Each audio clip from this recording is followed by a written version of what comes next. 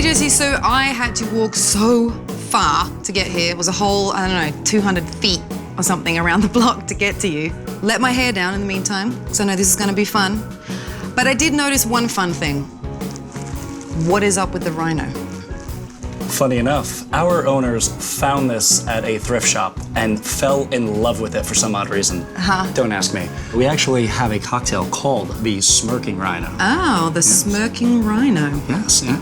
Is he smirking? He doesn't have too much of a smirk on. He actually looks a bit upset, yeah. He looks a little bit grumpy. Well, he doesn't have a cocktail in front of him, that's why. That's probably true. Let's get started then. I agree. Let's do it. I'm gonna start off by taking our wood actually right here. Okay.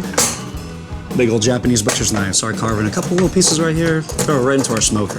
So the cocktail we're making actually is called Luna Negra. It's our twist on a Manhattan. It's essentially going to be a black Manhattan. So we're gonna turn this bad boy on. Okay. Fire that up. Smoky smoke.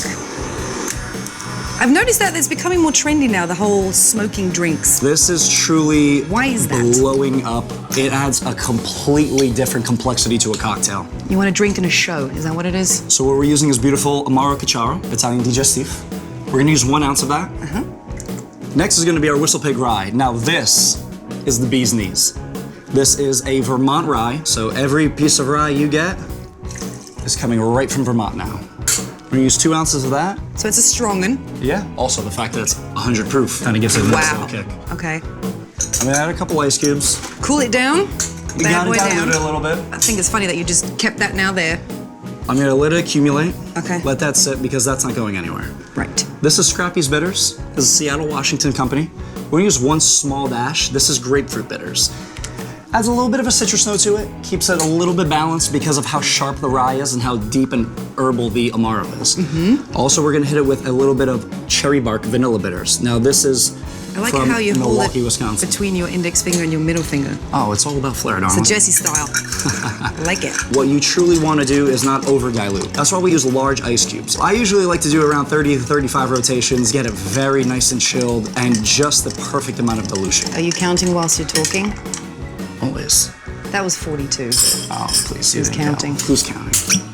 All right, let the smoke out. Let the smoke out. Oh no, you're pouring the drink in. We're pouring the drink directly in there. Ooh. Oh, you see all that smoke dissipating? That's pretty cool. Now, the way to get the cocktail to have this smoke element, apart from just sitting in it, what we're gonna do is we're gonna give it a nice stir.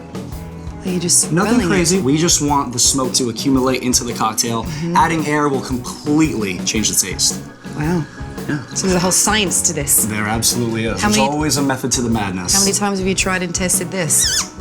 Oh, well, this is one of my favorite cocktails, darling. So I have one of these. many a time. I have at least a few a week.